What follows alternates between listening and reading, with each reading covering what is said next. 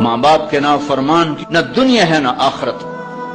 ایک صحابی ہے، یا رسول اللہ میرا باپ نا میری کمائی میں سے خرچ کرتا، مجھ سے پوچھتا ہی نہیں، اور شرعاً قانوناً اگر میری کمائی میرے باپ کی جو کمائی ہے یا زمین ہے جائیداد ہے اس سے الگ میں نے اپنی محنت سے کوئی کمائی کی ہے، وہ میری ذاتی چیز ہے، قانوناً میرے باپ کو بھی پوچھنا چاہیے کہ بیٹا یہ تمہاری چیز میں لے سکتا ہوں، یہ پیسہ میں استعمال کر سکتا ہوں، قانون یہ ہے۔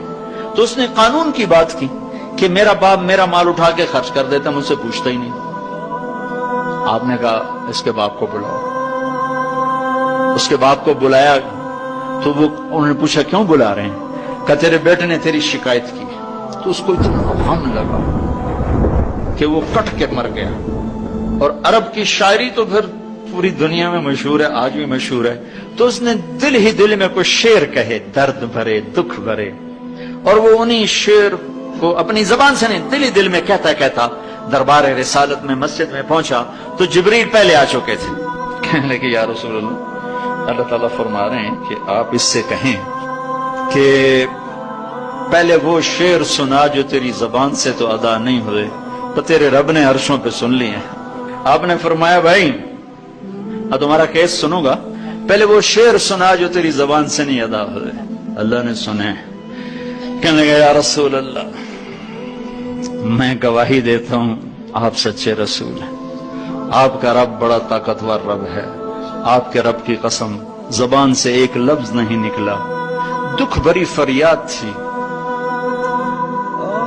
جو دل کی دنیا میں اٹھی اور وہیں گم ہو گئی، سینے سے اٹھی اور سینے میں دفن ہو گئی، پر آپ کے رب نے عرشوں پہ سن لیا۔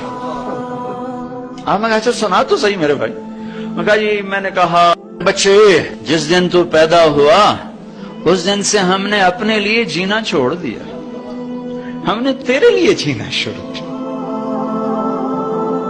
گرمی سے لڑے، سردی سے لڑے، موسموں سے لڑے، حالات کے آہنی پنجوں سے رزق نکالا، جبڑوں سے رزق نکالا، جوانی کو قربان کیا، صحت کو قربان کیا، اپنے جذبات کو سلا دیا، تیرے چہرے کی ایک مسکراہٹ دیکھنے کے لیے ساری ساری رات کام کیا، سارا سارا دن کام کیا، کبھی دھوپ میں کبھی سردی میں، کبھی گرمی سے لڑا کبھی سردی سے لڑا، کبھی موسم سے لڑا کبھی بھوک سے لڑا، تجھے کھلایا خود بھوکا رہا، تجھے پلایا خود پیاسا رہا، تجھے چھاؤں میں لٹایا خود دھوپ میں بیٹھا، تجھے سکھ پہنچایا خود دکھ جھیلا، میری تو زندگی پھر تیرے لیے ہوگی، میں نے اپنے لیے جینا چھوڑ دیا۔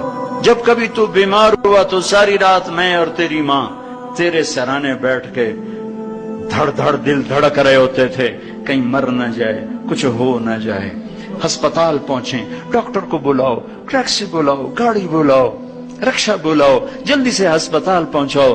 اسی خوفناک خیالات میں ہم روتے تھے، پگھلتے تھے، ٹوٹتے تھے، بکھرتے گئے چلے گئے خشک پتے کی طرح، اور تیرے چہرے کی ایک مسکراہٹ کے لیے ساری مسکراہٹیں بھول گئے، تجھے صحت مند دیکھنے کے لیے اپنی صحت کے سودے کر دیے۔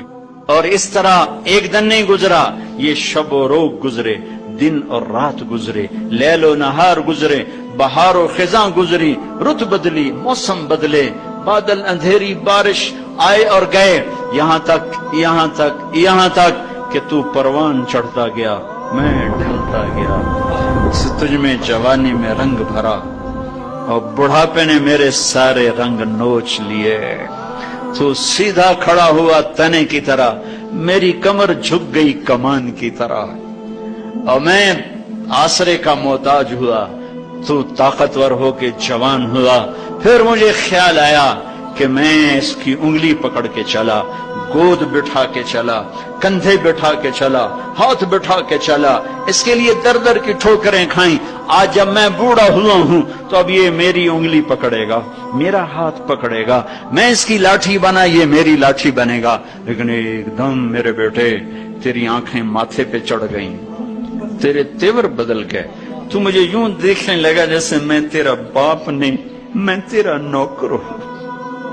تو میں نے اپنی زندگی کو جھٹلا دیا اور میں نے کہا میں خواب دیکھ رہا تھا کہ میں باپ ہوں، نہیں میں باپ نہیں، میں نوکر ہی ہوں۔ میں پڑوسی ہوں تو اچھا میرے دوست، اگر میں پڑوسی ہوں تو پڑوسی کو بھی تو لوگ پوچھ ہی لیتے ہیں، کبھی مجھے پوچھ ہی لیتا کہ بھائی کسی چیز کی ضرورت تو نہیں، کچھ چاہیے تو نہیں۔